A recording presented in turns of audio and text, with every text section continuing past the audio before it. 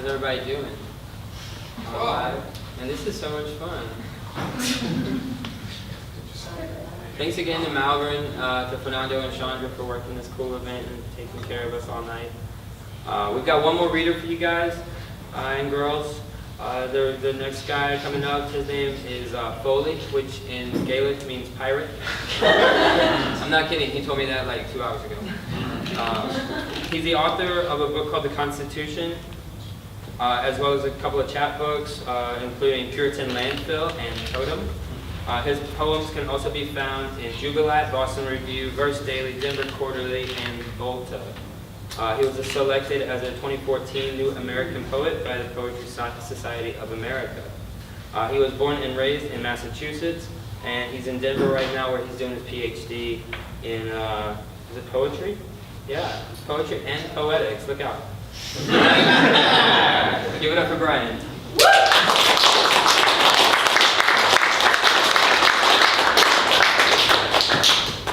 Hey everybody, how you doing?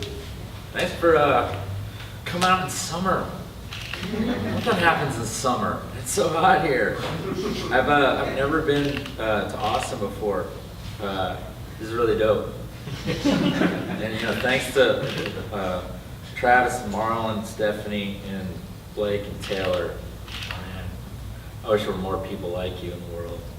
I'm glad they're not, because then you wouldn't be so rare, but which makes you special. But it's really cool to have people like you around.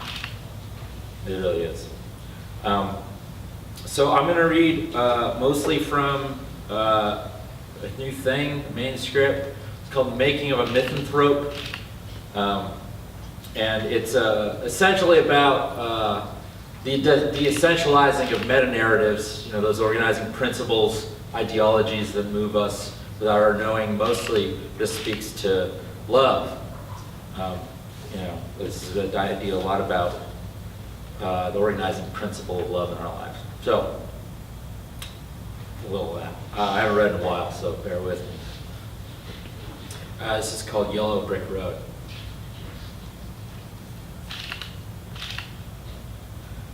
I hear the people who walk here.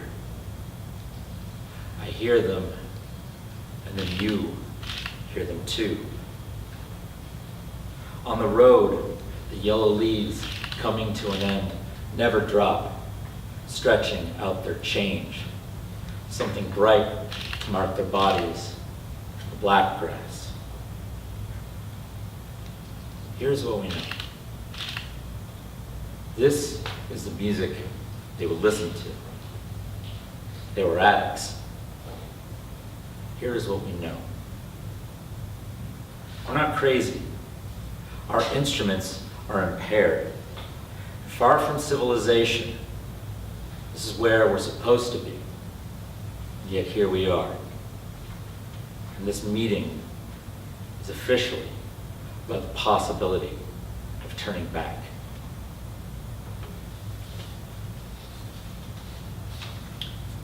Abstinence.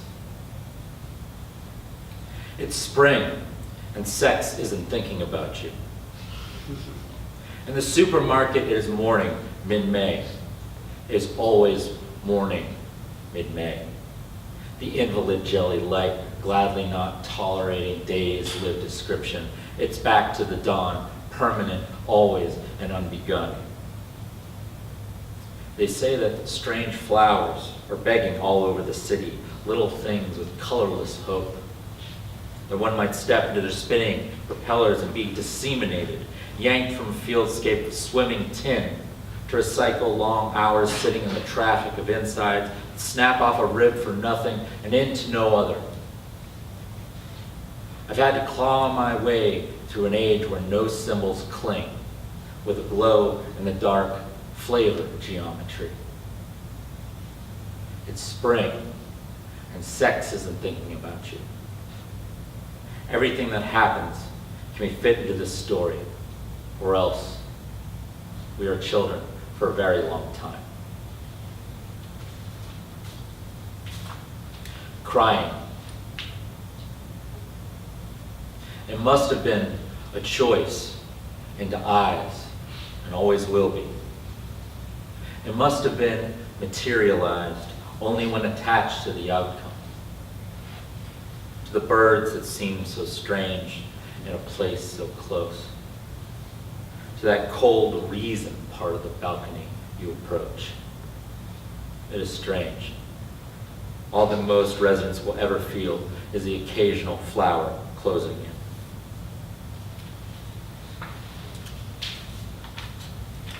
On the dull necessity of moats. Maybe because I don't see anyone walking home, it seems the night's cold's a good offer that extends casually cheer to things that don't mean too much. When someone gives you no choice without you knowing it, a pill-like shirt pulls up a spring put aside, explains your color without describing it. So maybe because I don't see anyone walking home, I'm now in the hand of someone gone, through the plural anger of impossible, full of certainty they now know is impossible to chew. I like the idea of it, but more I like the idea that everybody knows something good is with them. And still, this is a land where nothing is solved. I should probably read a little something from this.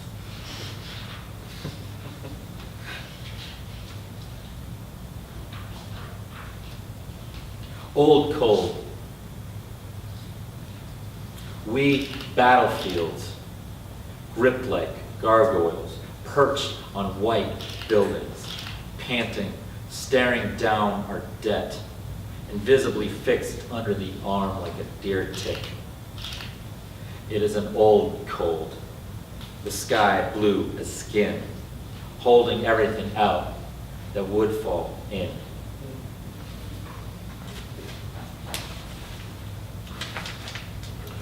There's a new one for me, poem. It felt nice out there in the gems just now. I couldn't decide on the skin color of my memories.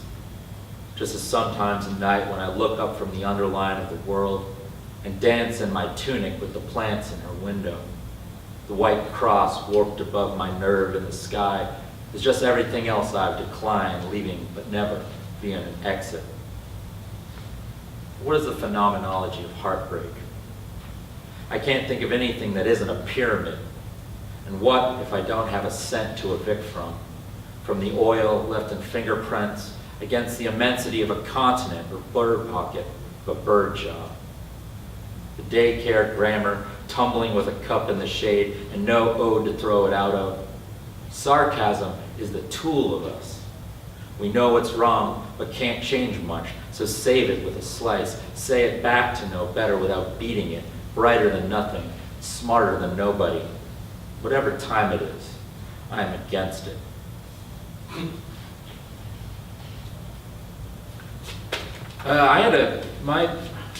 I'm Foley, I'm Irish, right? I don't know, I'm from Massachusetts. I come from a family that doesn't talk, right?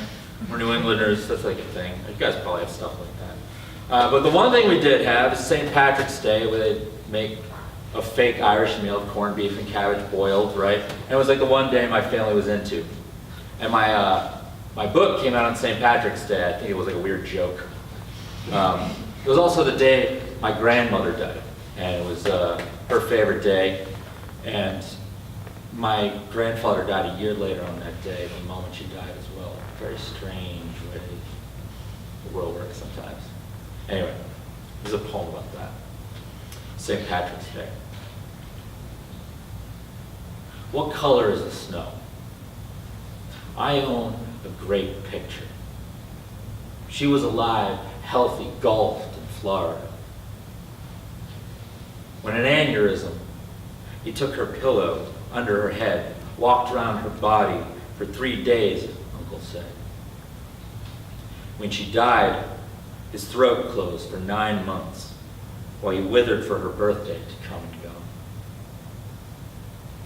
I wanted people who died in my life to see it accumulate as drama. What color is the snow? If it means something to you, I will let it go.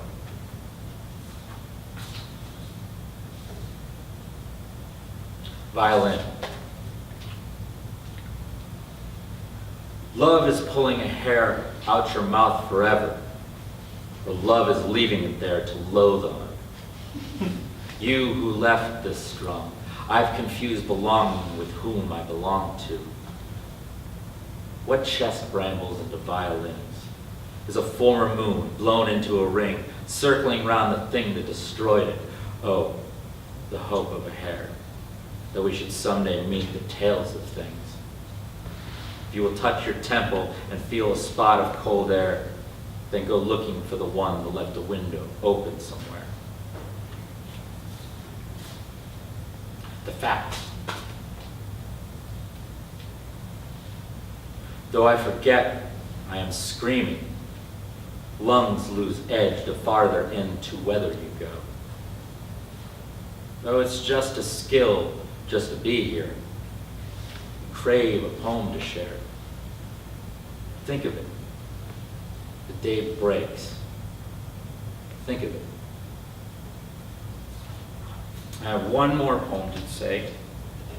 Thank you guys for sticking around. That's cool.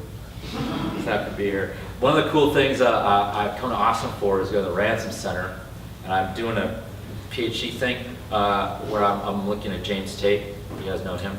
He was my professor. He's a friend of mine, as much as that can be. I admire him a lot. He brought me to poetry. And so today I went to Ram Center and I looked at his papers, you know, like all the stuff he ever did. And you can look at his like journals when he was 19, which is very edifying and humbling when you want to be a poet, even in your 30s. I found this cool quote I like to send to my buddy, and I'm going to let it rest as the epigraph tonight. So this is called From the Making of a Misanthrope.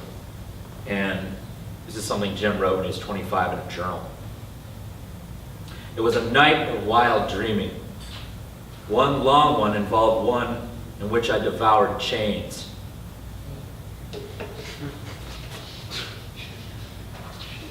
So this is a making of a misanthrope.